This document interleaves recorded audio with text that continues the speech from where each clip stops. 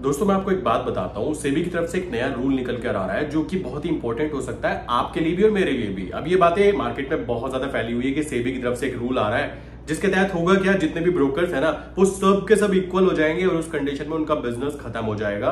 और बहुत ही बड़े ब्रोकर की तरफ से कहा गया है कि भाई कल हो ना हो, ये बातें की जा रही है। कमाल की बात है, ये बातें की जा रही है पता है किस चीज के लिए? हम जैसे आप जैसे लोगों को बेवकूफ बनाने के लिए। आप कहोगे कैसी बातें कर रहे हो? आप एक बात बताइए, जो भी मार्केट का इकोसिस्टम होता है, इकोसिस्टम मींस कह सकते हो ब्रोकर है, एक्सचेंज है, सेबी है एंड डिफरेंट डिफरेंट हम है, लाइक डिफरेंट डिफरेंट तरीके के ट्रेडर्स होते हैं। हम लोगों की देखभाल के लिए सेबी को बनाया गया कि सेबी आप एक काम करना, देखभाल करो इनकी।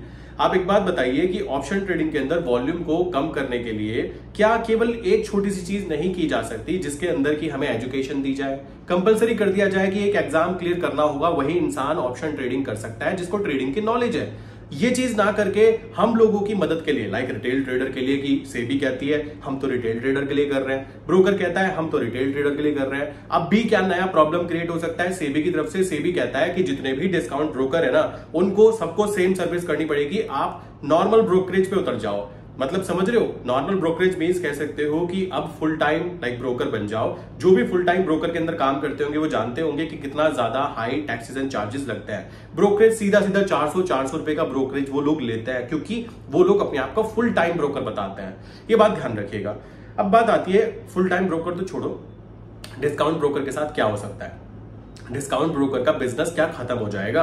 आप एक बात बताइए, अभी बातें हो रही थी कि जो ब्रोकर्स है ना बीच में से ब्रोकर को ही गायब कर देंगे। मींस आप कोई भी शेयर खरीदते हो, दूसरा इंसान कोई भी शेयर बेचता है, तो अब क्या होगा?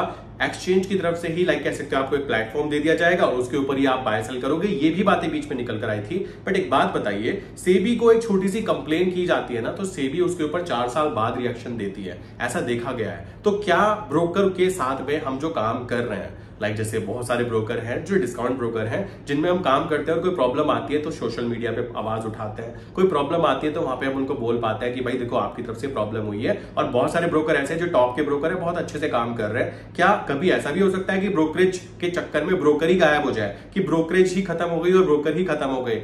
चांसेस ना के बराबर है। और ये सब लोग मिलकर ना आम जनता के साथ में एक गेम खेल रहे हैं कि हम आम जनता के लिए सब कुछ कर रहे हैं। बट ध्यान रखना, ये सब कुछ एक दिखावा है, एक दिखावा जिसको बोल सकते हो कि मैं ये चीजें कर रहा हूं, मैं ये चीजें कर रहा हूं।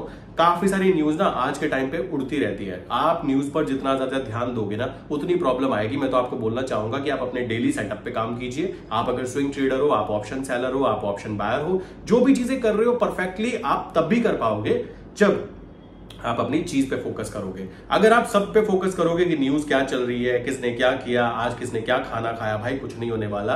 रूल्स बहुत टाइम से चलते आ रहे हैं। और ये बात ध्यान रखना, एक न्यूज और भी है कि एफएनओ सेगमेंट तो केवल हैजिंग पर्पस के लिए होता है। एक बात ध्यान रखना, अगर हैजिंग के लिए होता है जैसा इन्होंने करेंसी के साथ किया, ये देख पा रहे हैं कि वहां पे वॉल्यूम्स के साथ क्या हो गया है, ठीक है। सो ऐसी कदम कोई भी उठाने की कोशिश नहीं करेगा।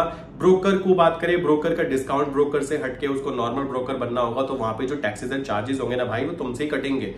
सेबी कह देगी हम क्या करें जी, आप कुछ भी चार्जेस रख लीजिए। ये चीज होने वाली है अगर ऐसा होता है तो। बट ऐसा होने की कोई चांसेस नहीं है बिकॉज इन लोगों को जो प्रॉफिट प्लस जो वॉल्यूम बनती है वो ऑप्शन ट्रेडिंग से ही बनती है। 95% जनता ऑप्शन ट्रेडिंग करती है, option selling, option buying plus future में काम करती है। आप किसी को बिजनेस करने से नहीं रोक सकते ये कहकर कि आप नुकसान कराते हो। मान लीजिए आपको कोई बिजनेस करना नहीं आता, आपने कोई शॉप ओपन की है, आपको उसका कोई नॉलेज नहीं है, तो आपको ये कहा जाना चाहिए कि पहले इस चीज की नॉलेज लो, या ये कहा जाना चाहिए कि बेटा तुम बिजनेस ही नहीं कर सकते, तुम ग्रो करने के लिए कुछ भी प्रैक्टिस, कुछ भी ऐसी चीजें नहीं कर सकते जिससे आप पैसा कमा पाओ। अब ये थोड़ी सी अजीब सी बात है। तो इस कंडीशन में क्या हो सकता है? सेबी ने लाइक कोई टीम बनाई है जिसमें की बात की जाएगी कि क्या होना चाहिए। तो ब्रोकर के ऊपर देखा जाए, ब्रोकर को अगर फुल टाइम ब्रोकर बनाया गया तो वो आपसे बहुत ज्यादा टैक्सेस एंड चार्जेस लेंगे। लाइक आपसे जो ब्रोकरेज की फीस ली जाएगी वो फुल टाइम वाली सर्विस की ली जाएगी, ना कि 20 या 40 रुपीज। तो ये नुकसान किसका हुआ? ब्रोकर का हुआ या फिर आम जनता का हुआ? आप खुद बुद्धि लगाइए कि कौन हमारे लिए काम कर रहा है और कौन हमारे अगेंस्ट काम कर रहा है। दूसरी बात आ जाती है, कहा गया कि एफएनओ सेगमेंट के ऊपर भाई वॉल्यूम बहुत ज्यादा है, वॉल्यूम बहुत ज्यादा है, वॉल्यूम बहुत ज्यादा है, लोग नुकसान कराते हैं। मैं ये बात पहले भी बोल चुका हूं कि यूपीएससी में सिलेक्शन की जो रेशियो है ना वो 0.02% होता है। तो आप देखिए कि 99.9% लोग वहां पे फेल हो रहे हैं, ठीक है। बट अगर मैं बात करूं स्टॉक मार्केट की तो यहां पर 89% लोग नुकसान कराते हैं और वो नुकसान 1 से 1.5 लाख का होता है। प्लस जो 11% लोग पैसा कमाते हैं वो शेयर मार्केट में पैसा कमा रहे हैं। तो आप ये बात ध्यान दीजिए कि एक एग्जाम को देखोगे और शेयर मार्केट को देखोगे तो वो एग्जाम आपको ज्यादा समय लेगा। यहां आपका पैसा नुकसान होता है, वहां आपका पूरा साल जाता है। आपको पता है पैसा भी जाता है, साल भी जाता है, मेंटल प्लस फाइनेंशियल सब चीजें जाती है। यहां पर आप बात करें तो यहां पे आप गेन करते हो धीमे धीमे धीमे धीमे और 89% से 11% में शिफ्ट हो जाते हो। तो ये बातें आई थिंक सेबी को शेयर करनी चाहिए। सेबी को ये बताना चाहिए कि वो 89% लोग है ना वो क्या गलतियां करते हैं। देखो हम लोग 2 पैटर्न यूज करते हैं। फर्स्ट पैटर्न ये होता है कि आप अगर कोई चीज अच्छे कर रहे हो तो उसमें पॉजिटिव फैक्टर क्या हो सकते हैं और नेगेटिव फैक्टर क्या हो सकता है। मान लीजिए मैं कहने लगा कि मैंने एक चीज देखी, मैंने एक इंसान को देखा वो कैसे काम कर रहा है। सो उस कंडीशन में मैं 2 चीजें देखूंगा कि वो क्या पॉजिटिव चीजें करता है और क्या नेगेटिव चीजें करता है, और उन चीजों से बचूंगा जो नेगेटिव चीजें होंगी कि मैं ये ना करूं। जैसे कि मैं अपनी बात करूं, लाइक स्कैल्पिंग की बात करें, स्कैल्पिंग हर इंसान के लिए नहीं होती। स्कैल्पिंग वो इंसान करता है जो 5 साल 7 साल 8 साल से ट्रेडिंग कर रहा हो, बिकॉज उसको ये चीज पता लग जाती है कि कैसे काम करना होता है। इसी कंडीशन में अगर कोई नया इंसान आता है तो पहले उसको इक्विटी में काम करना चाहिए। आप ये रूल लगा दीजिए कि जो नया डीमैट अकाउंट खुलता है, कॉमन सी बात है, वो 6 महीने इक्विटी में काम करेगा तब उसका एफएनओ एक्टिवेट होगा। उसको नॉलेज तो हो, आप कंपलसरी कर दीजिए कि डीमैट अकाउंट खोलने के लिए आपको ये एक छोटा सा सर्टिफिकेट चाहिए होगा। अब कमाल की बात है हमारे देश के अंदर एक बड़े बड़े एग्जाम्स पे धांधली होती है, तो ये छोटे छोटे एग्जाम्स में तो धांधली होगी ही होगी। सो इस प्रॉब्लम को सॉल्व करने की बजाय अगर आप ये कह दोगे कि आपको पढ़ना नहीं आता तो आप कॉलेज ही मत आइए, आई थिंक ये कोई सॉल्यूशन नहीं निकल के आता है। सॉल्यूशन ये निकल के आने वाला है कि आपको एक कंपलसरी एजुकेशन कर देनी चाहिए शेयर मार्केट के लिए, और इसको प्रोफेशनली आप ट्रीट करना ही नहीं चाहते। रीजन क्या है कि एक मिडिल क्लास का इंसान अगर वहां जाकर काम करता है और वहां के गेम को समझ जाता है, देन डेफिनेटली आपके लिए भी प्रॉब्लम क्रिएट होगी, क्योंकि आप नहीं चाहते कि एक रिटेल ट्रेडर प्रॉफिटेबल बने। ये बात ध्यान रखिएगा। अगर आप ये डाटा शेयर कर रहे हो कि 89% लोग लॉस कराते हैं, तो प्लीज ये भी शेयर कीजिए कि लॉस कराने के मेन कारण क्या है, कि वो कितनी ज्यादा ओवर ट्रेडिंग करते हैं। ओवर ट्रेडिंग कम करने के लिए आप उनको एजुकेशन दीजिए, ना कि आप उनके ऊपर टैक्सेस या फिर चार्जेस इतने ज्यादा बढ़ा दीजिए कि बेटा अब तू करके दिखा, अब करके दिखाओ ओवर ट्रेडिंग। तो ये कोई लॉजिकल आंसर नहीं होता। सो जहां तक की बात है लाइक ब्रोकर की, ब्रोकर अपना इंफ्रास्ट्रक्चर जो है जो बनाया है, जो उन्होंने सालों के अंदर बनाया है, जो आपको सर्विस प्रोवाइड कर रहे हैं, आई थिंक ब्रोकरेज इंडस्ट्री में कुछ भी खास ऐसा नहीं होने वाला। जो चल रहा है ना वही चलता रहेगा। रीजन क्या है, ब्रोकरेज इंडस्ट्री ऑलरेडी काफी ज्यादा कॉम्पिटिशन वहां पे अवेलेबल है, क्योंकि सबके सेम चार्जेस होते हैं, सब आपसे 20 रुपीज 40 रुपीज लिया करते हैं। अगर वहां पर सबके सब एक स्टैंडर्ड लाइक डेफिनेशन के साथ कहेंगे कि एक स्टैंडर्ड अमाउंट लेने लगेंगे, तो फिर डिफरेंस क्या रह जाएगा इनमें काम करने में या इनमें काम करने में, तो यहाँ पे प्रॉब्लम निकल कर आएगी। और अगर ब्रोकरेज इंडस्ट्री में केवल 1 या 2 ही ब्रोकर होंगे ना, बाकी सब लोग खत्म हो जाएंगे। तो जो 1 या 2 ब्रोकर जो होंगे, जो भी टॉप पे होंगे, वो ब्रोकर अगर रहे तो हम लोगों के लिए बड़ी मुश्किल हो जाएगी। क्यों हो जाएगी, हम वहां पे कंप्लेन भी ढंग से नहीं कर पाएंगे, क्योंकि उनको कुछ खास फर्क नहीं पड़ेगा। तुमको काम करना है तो करो, नहीं करना है तो ना करो। ये वाला आंसर हम लोगों को देखने के लिए मिल सकता है। सो आई विश कि आप ये चीज समझोगे। प्लस सेबी का जो कहना है कि एजुकेशन, अच्छे खासे पढ़ा लिखा आदमी जो है भाई इंजीनियर होना चाहिए, डॉक्टर होना चाहिए, कंडीशन रखी जाती है। तो शेयर मार्केट में अगर कंडीशन आप रख दोगे तो एक छोटा सा एग्जाम रख सकते हो कि शेयर मार्केट के क्या पार्ट्स होते हैं। एक रिक्शा वाला इंसान भी अगर शेयर मार्केट में काम कर रहा है, उसको कुछ भी नहीं आता, वो हीरो जीरो स्ट्रैटेजी लगाता है, तो वो चीज मैं भी गलत मानता हूं। बट आपके पास में डाटा है। डाटा किस चीज का है कि 89% जो लॉस कराते हैं वो लोग क्या करते हैं, और 11% जो प्रॉफिट कमाते हैं। प्लीज आप वो चीज शेयर कर दीजिए कि 11% लोग कितनी ट्रेड करते हैं साल के अंदर, 11% लोग करते क्या है एक्चुअल में। वो ऑप्शन बाइंग करते हैं, वो ऑप्शन सेलिंग करते हैं, वो इक्विटी मार्केट में काम करते हैं। वो आप चीजें शेयर कर देंगे तो बहुत ही ज्यादा पॉजिटिव इंपैक्ट आ जाएगा ट्रेडर्स के ऊपर। सोचने की बात है, आपने केवल ये डाटा तो शेयर किया कि 89% लोग लॉस कराते हैं। मींस आप लॉस को ज्यादा दिखाना चाहते हो ताकि आम जनता वहां पे देखे ही ना, देखो लॉस होता है, केवल 11% कोई प्रॉफिट होता है। आप ये भी तो डाटा बताइए ना कि इंडिया में जितने भी कॉम्पिटिटिव एग्जाम होते हैं उनके अंदर 1% से 2% तक का सक्सेस रेशियो होता है।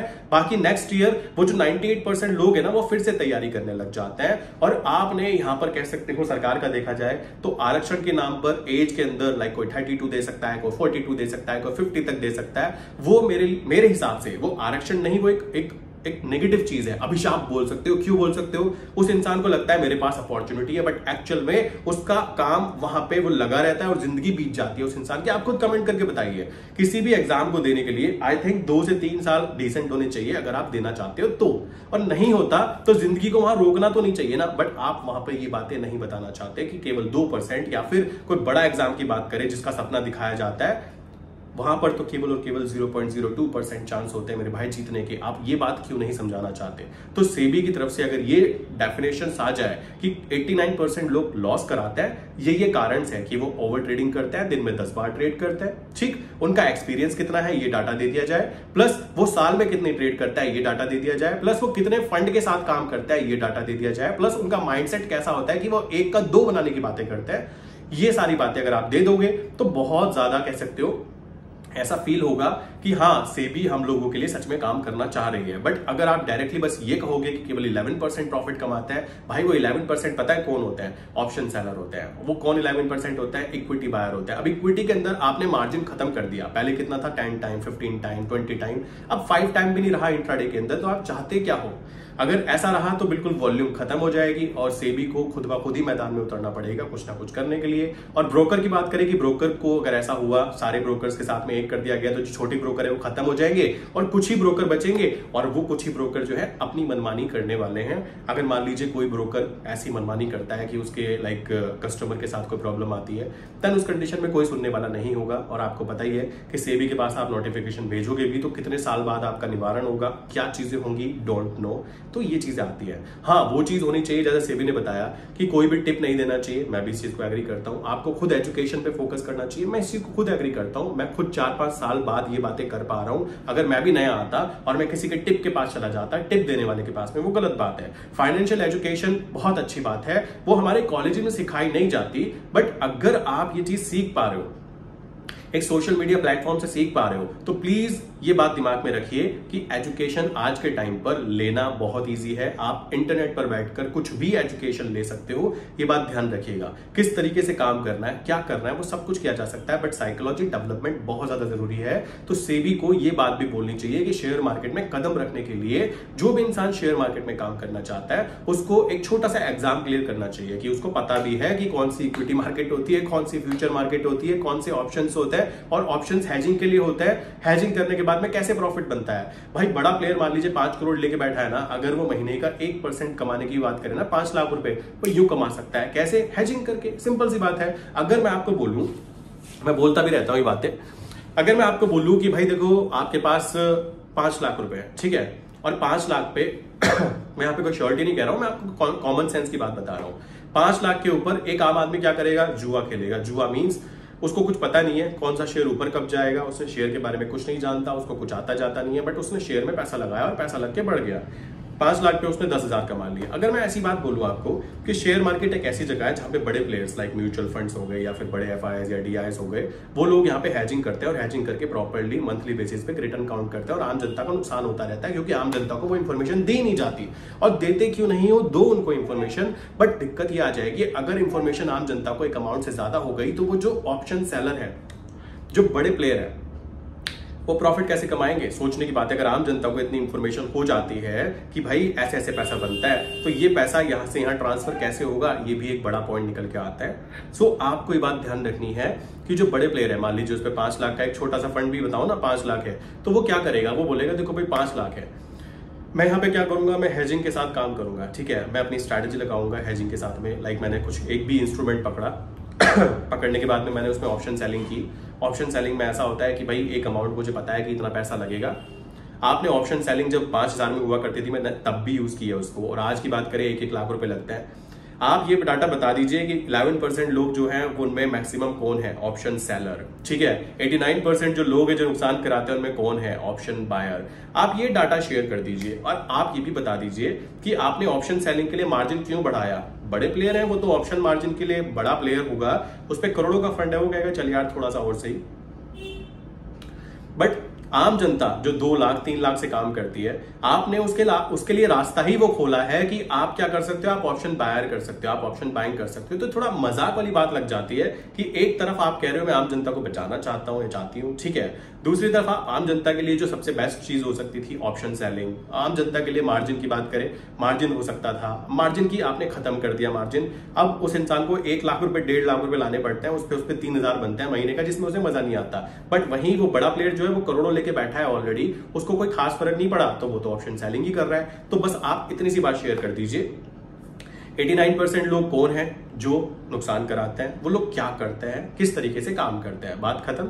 11% लोग क्या है, वो कैसे काम करते हैं, क्या उनका स्ट्रैटेजी होती है। स्ट्रैटेजी तो नहीं पता लगेगा, ये बता दीजिए कि वो करते क्या है, क्या वो ऑप्शन बायर है, क्या वो ऑप्शन सेलर है। इतनी सी चीज पे बात खत्म हो जाएगी और कुछ भी करने की जरूरत नहीं पड़ेगी। शेयर मार्केट में एक ऐसी जगह होती है दोस्तों जहां पर आपको पहले ही पता होता है कि मेरी जेब से 2,000 रुपए जाएंगे या फिर मुझे 1,000 रुपए का प्रॉफिट होगा, मेरे जीतने के चांस कितने होंगे ये भी मुझे पहले से पता होगा, मेरे हारने के चांस कितने होंगे ये भी मुझे पहले से पता होगा, मुझे किस डेट को पैसा मिलेगा या मेरी जेब से जाएगा ये भी पता होगा। अब मान लीजिए मैं ऑप्शन सेलिंग करके बैठता हूं, तो मंथ के अंत की मैंने मान लो एक्सपायरी पकड़ी मैंने बोला कि एक चीज है जिसका प्राइस 24,000 है, मेरा कहना है कि 24,000 से ऊपर रहना चाहिए, और प्रिडिक्शन पे काम किया जाता है। शेयर मार्केट टोटली प्रिडिक्शन होता है, आप घर से बाहर निकलते हो ना वो भी प्रिडिक्शन ही होता है, इस बात को ध्यान रखो। गारंटी कुछ नहीं होती, हम सही सलामत घर से चल के आएंगे, वापस चल के आएंगे, तो हम यहाँ पर पैसे का रिस्क ले रहे हैं, वो भी पहले से प्री डिफाइंड पैसे का। बट वहां पर तो लाइफ का रिस्क होता है ना। आप उस चीज को भी देखो कि सारी चीजें प्रिडिक्शन पर चलती हैं और प्रिडिक्शन को आप बंद नहीं कर सकते। अभी मैं बैठा बातें कर रहा हूं, मैं कहने लगूं प्रिडिक्शन की तो अभी भूकंप आ जाए, छत गिर जाए, 100 बातें हो सकती है ना, प्रिडिक्शन भी बातें हो रही है ना, ये बात आपको समझनी है। और यही चीजें शेयर मार्केट में होती है, शेयर मार्केट में भी प्रेडिक्शन पे गेम खेला जाता है। जो बड़ा प्लेयर होता है वो ऑप्शन सेलिंग करके पैसा कमाता है, हाँ वो भी ऑप्शन बाइंग करता है फॉर हेजिंग पर्पस। उसको पहले पता होता है कि इतना पैसा मिलेगा, इतना पैसा जाएगा, इतना पैसा मुझे लगाना पड़ेगा। जब मुझे सब कुछ पता है, मुझे एक बात बताओ, जब मुझे पहले से ही प्री डिफाइंड है तो मैं टेंशन क्यों लूंगा।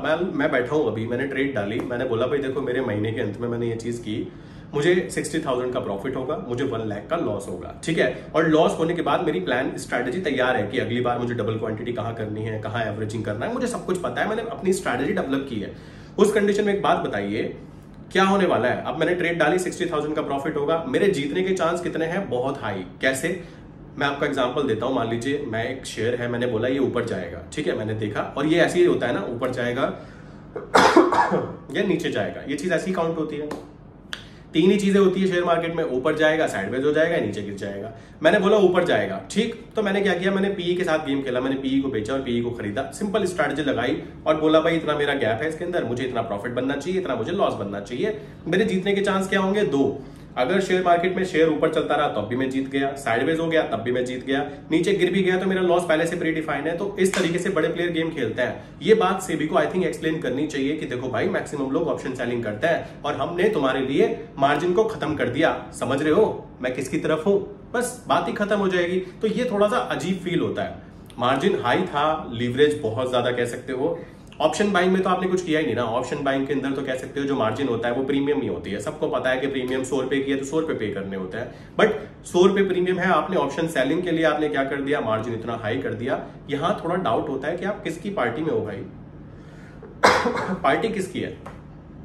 मैंने 5,000 में भी बैंक निफ्टी की ऑप्शन सेलिंग की है। हंसी आती है सोचकर। और अगर हम बाहर की कंट्रीज की बात करो ना मेरे भाई, तो पता है वहां पे क्या होता है। अगर मैंने ऑप्शन सेलिंग की है, मैंने ऑप्शन सेलिंग की, सेलिंग करने के बाद मुझे पता लगा कि मुझे 3,000 का लॉस हो सकता है और 1,500 का मुझे प्रॉफिट हो सकता है, तो मेरे जो मार्जिन कटेगा ना वो केवल 3,000 कटेगा, उससे एक चवन्नी भी एक्स्ट्रा नहीं कटता। और ये चीज सोचकर मुझे हंसी आती है कि हमारे देश के अंदर जब पता लग चुका, सब कुछ तुमको पता लग चुका कि 3,000 से ज्यादा का लॉस नहीं हो सकता मेरे भाई, और आपको 1,500 से प्रॉफिट, 1,500 से ज्यादा का प्रॉफिट नहीं हो सकता, तो 3,000 की जगह आप 30,000 रुपए क्यों ब्लॉक कर लेते हो। हंसने वाली बात है। वो 27,000 रुपए एक्स्ट्रा 1 महीने तक बैंक में पड़े रहते हैं। किसके अकाउंट में रहते हैं, उस पैसे का क्या होता है, बस इतनी सी बात बताइए। ये थोड़ा सा अजीब लगता है अगर ऐसी चीजें हो। आपको मार्जिन कम करना था, मार्जिन कम कर सकते थे, इट्स गुड, ठीक है, बट ऑप्शन बाइंग पे आपको बताना होगा कि 89% लोग ऑप्शन बाइंग में नुकसान कराते हैं। आप ये कहकर नहीं टाल सकते कि ब्रोकरेज बढ़ा देते हैं। आप ये कहकर नहीं टाल सकते कि F&O पे 30% टैक्स लगा देते हैं, ये कोई सॉल्यूशन थोड़ा ना होता है। इससे क्या होगा, इंडियन मार्केट को छोड़कर लोग बाहर की मार्केट में जाएंगे, ये बात ध्यान रखिए। और मार्केट में बाहर जाएंगे तो आपका भी लाइक कह सकते हो संस्था जो है ना वो आम ट्रेडर की वजह से चलती है। आप ट्रेडर को जुआरी काउंट करवाना चाहते हो तो आपकी चॉइस है, बट ट्रेडिंग एक ऐसा बिजनेस है जहां पर पहले ही प्री डिफाइंड होता है। अगर मैं कोई बिजनेस खोलने चाहता हूँ, मान लीजिए मैं एक प्लॉट खरीदता हूँ, मैं कहता हूँ मैं तो भाई मकान बनाऊंगा, फ्लैट बनाऊंगा, बेचूंगा। एक बात बताइए, उसमें भी तो रिस्क है ना। मैंने प्लॉट खरीदा, ऐसी जगह पे खरीद लिया जहां पे कोई खरीदना नहीं चाहता, तो क्या होगा? मैंने ऐसा मकान बना दिया, इतना पैसा लगा दिया कि कोई खरीदना नहीं चाहता। वो सब चीजें भी प्रिडिक्शन पर चल रही है, ठीक है, सब कुछ प्रिडिक्शन पे चलता है। बट अगर मैं शेयर मार्केट में काम कर रहा हूं, मैंने कहा मेरे पास 1 करोड़ का फंड है, मुझे पता है कि 3 लाख का मेरा प्रॉफिट होगा और मुझे 5 लाख का नुकसान होगा, और नुकसान होने के चांसेस बहुत कम है, 33%, और हो भी गया तो मुझे पता है मुझे प्लान बी क्या करना है। और दुनिया ऊपर से नीचे हो जाए, मेरा नुकसान 1 चवन्नी ज्यादा नहीं हो सकता। इससे ज्यादा बेटर क्या हो सकता है? अगर मैं एक जगह पे प्लॉट खरीदता हूं, पूरा प्लॉट मेरा फंस सकता है, हो सकता है वो बिके ही ना, समझ रहे हो, 2 साल 3 साल 4 साल बिके ही ना। सो मुझे वहां पे अनप्रिडिक्टेबल लाइक कैसे कर सकते हो आप काउंट? तो यहां पर वही चीज काउंट होती है। तो ब्रोकर की बात करें, ब्रोकर भी कहीं नहीं जाने वाले हैं, क्योंकि ब्रोकर जो है, अगर ब्रोकर ज्यादा ब्रोकर है, कंपटीशन खत्म हो गया, 1 या 2 ब्रोकर रहे तो वही होगा जो जियो के साथ हुआ है। आप देख सकते हो 25% की कैसी ग्रोथ आई है और कोई कुछ नहीं कर पाएगा, ठीक है। इसी तरीके से ब्रोकरेज इंडस्ट्री में जो लोग हैं उनकी बात की जाए तो मेरे भाई, उनके साथ भी कोई दिक्कत नहीं आने वाली। वो फालतू की बातें करते रहते हैं कि ऐसा हो जाएगा वैसा हो जाएगा। अगर ब्रोकरेज चार्जेस बढ़ेंगे और आप कहते हो हम तो ट्रेड ना कम लगे इसलिए हमने ना ब्रोकरेज चार्ज बढ़ा दिए, ये बेवकूफों वाली बातें हो जाती है। आई थिंक ये कोई लॉजिक नहीं बैठता, इस चीज को समझना जरूरी है। और वहां पर पढ़े लिखे लोग ज्यादा बैठे हैं, इस बात को समझेंगे। आप ये चीज कहिए कि जो भी इंसान शेयर मार्केट में काम करे उसके पास एक छोटी सी डिग्री होनी चाहिए, सर्टिफिकेट होना चाहिए, तब जाके मजा आएगा कि हाँ भाई कुछ चीजें अच्छी की जा रही है। एजुकेशन पे ध्यान दिया जा रहा है। हमारे इंडिया में एजुकेशन सिस्टम बड़ा कमाल का है। मुझे तो कभी कभी हंसी आती है कि हमारे यहाँ पे एजुकेशन सिस्टम बनाने वाले ने जो बनाया है, क्या बुद्धि लगाई है। तालियां बजनी चाहिए, सिंपल सी बात है। डिग्री लेने के बाद में नौकरी नहीं है, नौकरी ले भी ली किसी ने तो वहां पे क्या चलता है सबको पता है, अंदर ही एक अलग कंपटीशन चल रहा है। तो यार मेरे हिसाब से ये सारी इलॉजिकल बातें होने वाली है। ना ही F&O ट्रेडिंग बंद होने वाली है। क्यों? अगर ये बंद हुई तो भाई लोग बाहर जाएंगे, सिंपल सी बात है, लोग बाहर जाएंगे ही जाएंगे। इसका मतलब है आप लोगों को ग्रोथ करने नहीं देना चाहते। नहीं देना चाहते मींस कह सकते हो लोगों ने अपना स्किल्स डेवलप किया, ठीक है। आप एक ट्रेडर को जुआरी बोलते हो। मैं आपको बताना चाहूंगा, मैं कुछ लोगों को जानता हूं जो 20-20 साल से ट्रेडिंग कर रहे हैं और इनकी स्किल्स इतनी अच्छी है कि जितनी एक सरकारी नौकर की सैलरी होती है ना, वो 2 दिन में छाप जाता है, ठीक। वो महीने में 4 बार ट्रेड करता है और 4 बार ट्रेड करने का मतलब समझते हो, वो कम से कम 5 से 7 लाख रुपए का प्रॉफिट कमा जाता है। उसका कहना है यार मुझे पहले से पता है कि मुझे 15 लाख का लॉस होगा और मुझे 4 लाख 5 लाख का प्रॉफिट होगा, मुझे प्रॉफिट होने की प्रोबेबिलिटी पता है, मेरा पैसा मेरे लिए काम कर रहा है, ये सारी बातें समझते हैं। अब क्या है, अगर आपने वहां पर जो ब्रोकरेज इंडस्ट्री है उसकी बात करें, उसको छेड़ा तो ब्रोकरेज बढ़ेगा, आम जनता दूर होगी, आपको वहां पे बायर सेलर नहीं मिलेंगे, ये प्रॉब्लम्स आएगी। बट ऐसा से भी कुछ भी करने की सोचेगा भी नहीं। क्यों नहीं सोचेगा? क्योंकि वो आम जनता के लिए सोचता है ना, इसलिए। सो ये भी चीजें काउंट होने वाली है। देन देखा जाए कि क्या हो सकता है, मेरे हिसाब से कुछ नहीं होने वाला। ये बातें चलती है, बातें चलती रहती है। F&O ट्रेडिंग बंद हो जाएगी, ऐसा नहीं हो सकता, नहीं हो पाएगा। क्यों नहीं हो पाएगा? हैजिंग होती है और जहां से बड़े प्लेयर पैसा कमाते हैं ना, 11% जो प्रॉफिटेबल है वो कौन है? वो बड़े प्लेयर है ना, जिनके पास मोटा पैसा है, जो ऑप्शन सेलिंग कर सकते हैं। बिकॉज दे नो कि आम जनता डेली मेहनत करेगी, मजदूरी करेगी, मेहनत करेगी, नौकरी करेगी, 30, 40, 50 हजार कमाएगी और उनसे पैसा लेना भी तो है ना वापस, मनी ट्रांसफॉर्मेशन करना है ना इधर से इधर, वो ऐसे ही किया जाने वाला है। आप बस एक काम कीजिए, ये कह दीजिए कि जो इंसान हैजिंग करके ट्रेड करेगा उसको मार्जिन बहुत कम लगेगा। मैं कहता हूं आप करोगे ही नहीं ऐसा। क्यों नहीं करोगे? बिकॉज फिर वो जो 89% है ना, हो सकता है वो इधर खिसक जाए और वो 11%, 20%, 25% हो जाए। और इस बात से हर बंदा एग्री करेगा जो भी ट्रेड कर रहा है अभी यहाँ पर। रियल प्रॉब्लम कहां पे आती है? एजुकेशन की। रियल प्रॉब्लम आती है एजुकेशन की। और हमारा एजुकेशन सिस्टम, डिग्री कुछ काम की नहीं है। डिग्री होनी चाहिए किस चीज को लेकर कि रियल लाइफ में पैसा बनता कैसे है। आप बेसिकली इस चीज को ना ध्यान में देकर आप अगर सब कुछ बंद करने की सोचोगे, देन डेफिनेटली लोग यहां से निकलेंगे और वो कभी घूम के इस देश की तरफ आएंगे भी नहीं। ये बात ध्यान रखना, ये सच है, ऐसा होने वाला है अगर ये चीजें चलती रही तो। बाकी देखी जाएगी जो भी होने वाला है। मेरे हिसाब से कुछ भी ऐसी कंडीशन नहीं बनने वाली है। सेबी हमारे लिए काम कर रहा है जैसा वो कहता है। सो उस कंडीशन में मेरे हिसाब से ये चीज रहने वाली है कि जरूर एक एजुकेशन होना चाहिए कि एक एजुकेशन के बाद ही आप ट्रेडिंग कर सकते हो। डीमेट अकाउंट खोलते हुए वो एजुकेशन रख दिया जाए। बिना एजुकेशन के ट्रेड करना तो भाई कोई भी ट्रेडर अलाउ नहीं करता। मैं खुद अलाउ नहीं करूंगा कि बिना एजुकेशन के आप ट्रेड में उतरो। पूरा का पूरा एक बिजनेस है, और बिजनेस को आप बिजनेस की तरह नहीं काउंट करोगे तो वहां पे फिर तो जुआरी कहलाओगे ना। जुआरी हर वो इंसान होता है जिसको करना नहीं आता पर वो करने की कोशिश करता है। सो आई विश यहाँ तक की बातें क्लियर हो गई होगी। बाकी रही बात सेबी के जो रूल्स हैं वो हमारे लिए हैं, लेट्स सी क्या होता है। बाकी जैसा बोला जाता है कि जो भी होगा अच्छा ही होगा, वही चीज काउंट कर सकते हैं। बिकॉज यहाँ पर देखा जाए, अगर वो लोग ट्रेडिंग की फ्यूचर को आइडेंटिफाई करेंगे जिन्होंने कभी खुद ट्रेड ना किया हो, देन डेफिनेटली प्रॉब्लम आएगी, क्योंकि उनको मेन प्रॉब्लम्स फेस ही नहीं हो रही है। आम ट्रेडर 2 साल 3 साल 4 साल 5 साल मेहनत करके एक ट्रेडिंग कम्युनिटी के अंदर एंटर होता है, अपनी स्किल्स को डेवलप करता है, माइंडसेट को डेवलप करता है, और आप उसको एक सर्टिफिकेट भी नहीं देना चाहते कि हाँ वो ट्रेडर है, आप उसको कहना चाहते हो वो जुआरी है। बट वो तो जुआरी ही खुश है। सिर्फ सोचने की बात है, अपने अपना माइंडसेट का गेम है, क्लियरिटी अपने माइंड में होनी चाहिए। आई विश ये बात आप लोग समझेंगे, और कुछ भी ऐसा नहीं होने वाला है। जिस ब्रोकर में आप काम कर रहे हैं कीजिए, और अगर वो फुल टाइम ब्रोकर हो जाता है तो आप फुल टाइम ब्रोकर के चार्जेस देख सकते हैं। एक एक ट्रेड में आपको 400-300 रुपए का चार्जेस देना पड़ सकता है, और ऐसा होगा तो क्या होगा आपको पता ही है। आम जनता कहेगी एक काम करो, सेबी तुम ही कर लो ट्रेड, ठीक है, एनएससी को कहेगी तू ही कर ले भाई ट्रेड, मुझे नहीं करनी। उस कंडीशन में उनका हल क्या होगा, वो खुद ही कहेंगे मालिक आ जाओ कर लो ट्रेड, क्योंकि सारा का सारा डाउन चला जाएगा। सो ऐसा अगर छेड़ किया गया तो क्या होगा आपको पता है। बाकी ऐसी कंडीशन मुझे लग नहीं रही है कि कुछ ऐसा करने की हिम्मत भी कोई करेगा। वहां पे जो कहा जाएगा, क्या कहा जाएगा कि आप क्या कीजिए, एक एजुकेशन लेकर ही एफएनओ सेगमेंट में काम कीजिए, रिस्क को कैलकुलेट करके। आप किसी को रिस्क लेने से नहीं रोक सकते, उसकी पर्सनल लाइफ है। मैं छत पे जाके खड़ा होना चाहता हूँ इस तरह करके, मेरी चॉइस है भाई, मेरी छत है, मेरा घर है, मैं कहीं पे जाऊँ, वही चीज यहाँ पे आती है। मेरा पैसा है, मैं उसको चाहे आग लगा के तिल्ली लगा के हाथ सेकूं, मेरी पर्सनल चॉइस है ना, आप उसको नहीं रोक सकते। सो आई विश यहाँ तक की बातें क्लियर हो गई होगी। मिलते हैं नेक्स्ट इंपॉर्टेंट वीडियो के अंदर। अपनी राय जरूर दीजिएगा, आपको क्या लगता है कि क्या चीज हो सकती है, क्या ऑप्शन सेलिंग पे मार्जिन कम होना चाहिए अगर ऐसी बात है, अगर आप आम जनता के पक्ष में है। और ये भी बता दीजिए कि 89% लॉस कराते हैं तो वो ऑप्शन बायर है, और 11% प्रॉफिट कमाते हैं तो वो लोग कौन है, वो ऑप्शन सेलर है। और ऑप्शन सेलर कौन होता है, मोटी पार्टी होती है, सबको पता है, बच्चे बच्चे को पता है, वो मोटी पार्टी होती है, उन पे करोड़ों का फंड होता है, हैज फंड्स होते हैं, तो वो पैसा कमा जाते हैं। ये बात जरूर ध्यान रखिएगा, ठीक है। सो मिलते हैं नेक्स्ट इंपॉर्टेंट वीडियो के अंदर दोस्तों, ठीक है।